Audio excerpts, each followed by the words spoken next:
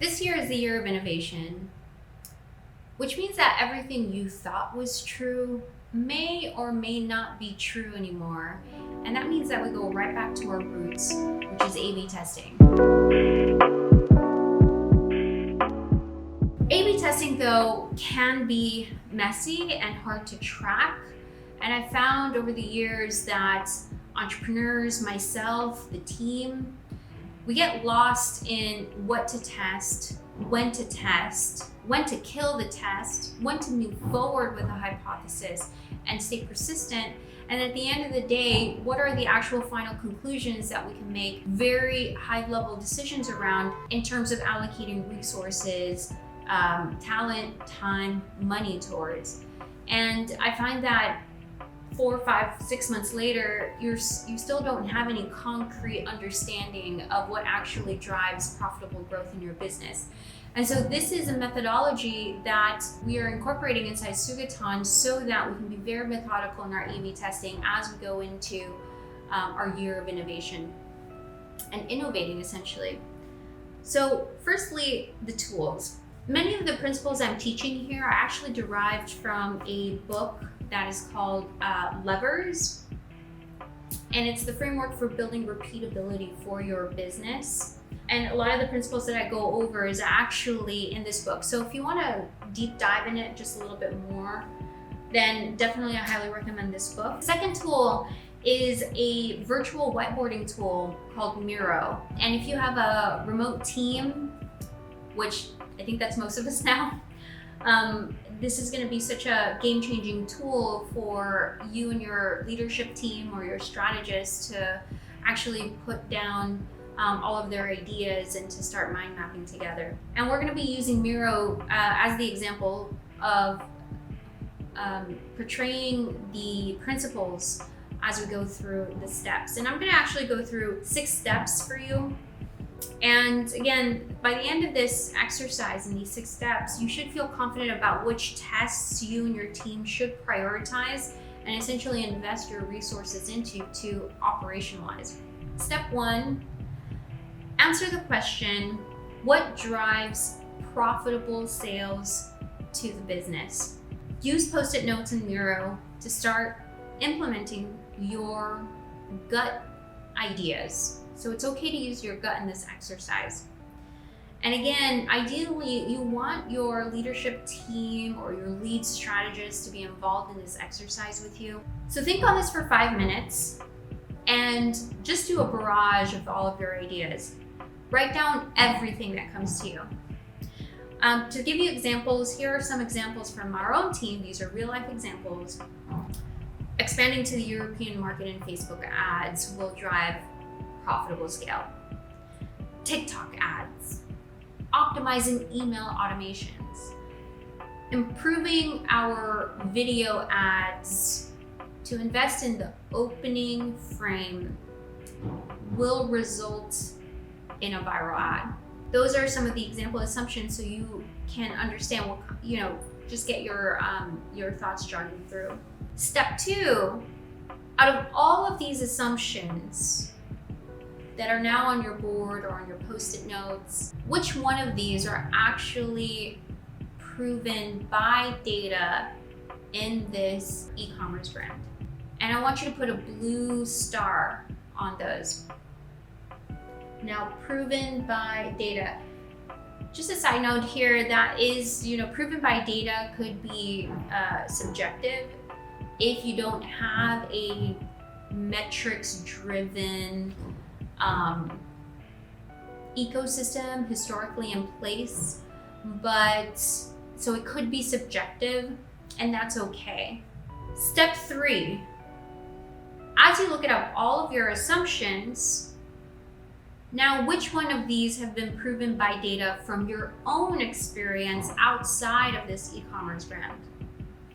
For example, maybe you have a retail or a wholesale business or sector that has proven these assumptions.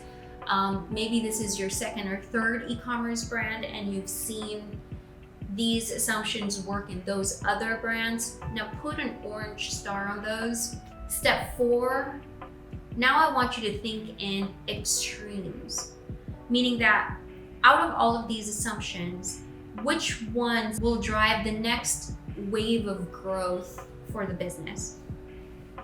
Put a circle on those for both the ones that have the stars and the ones that don't have the stars. Step 5, this matrix, it organizes all of your assumptions by those that are high priority versus low priority, and then validated versus unvalidated. So then those that have a circle and a star, either blue or orange, needs to go into the high priority and validated section of the matrix.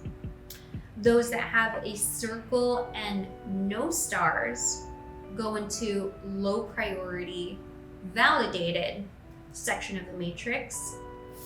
Those that have a circle and no stars go into the high priority, unvalidated section of the matrix.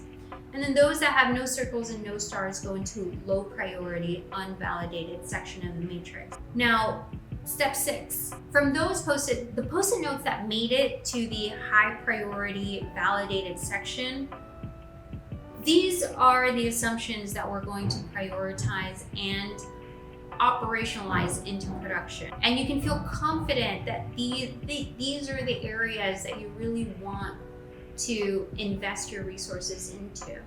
But first, for each one of those assumptions in that section, I need you to get more specific by adding measurable and tangible results. I'm going to go back to the initial example assumptions that I gave you to specify what I mean by this. We had the first assumption, expanding to the European market in Facebook ads will drive scale. And that's going to change to expanding to the European market in Facebook ads will increase monthly ad spend from 0% to 20% by end of March within the target ROAS. So now you're becoming more specific with measurable, tangible results. TikTok ads then turn into TikTok ad spend will increase from 4% to 10% by end of March within the target ROAS. And then et cetera, et cetera. These now are your master assumptions. Once you finish specifying for every one of those that made it into the validated and high priority assumptions. Internally in Sugatan, we call these master assumptions the product backlog within the agile methodology framework that we operationalize inside Sugatan. Now, there are some key things to keep in mind here. Number 1, don't freak out. A lot of times the team members freak out because they're like, oh my gosh, I don't want to be held accountable to these tangible results. I'm afraid that I'll fail. And you should not be held accountable to deliver these exact results that you specified in your assumption, but rather your approach to the results you specified should only be used as a benchmark to measure whether the assumption is true or not as you go along and breaking these down into a series of hypothesis-driven experiments. And then you tweak and you optimize along the way. Second thing to keep in mind, fail fast.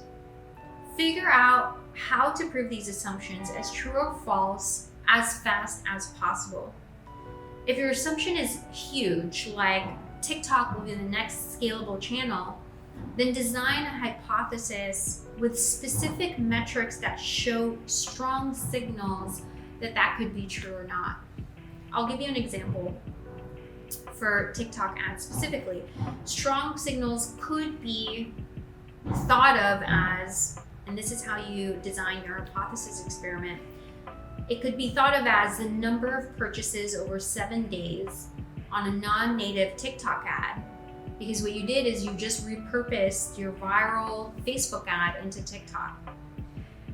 Let's just say you're getting an average of 1 purchase per day on an ad spend of $60 per day over a period of 7 days. and 5 out of those 7 days you got a purchase, that is a strong signal that TikTok can certainly be a scalable channel if you begin investing more time into figuring out how to create native TikTok ads and also their volatile ad algorithm, because it's pretty volatile at the moment. And that's the 6 steps, guys. I hope that this gives you more clarity as you go through the exercise and feeling more confident in the experiments that you want to commit to, the assumptions that you want to commit to. And then in the next video, what I plan on doing is going over what the next sequence of steps is that goes further into now executing on these assumptions within specific teams. We'll go over which tools we use, which teams do what, and how we keep track of it all.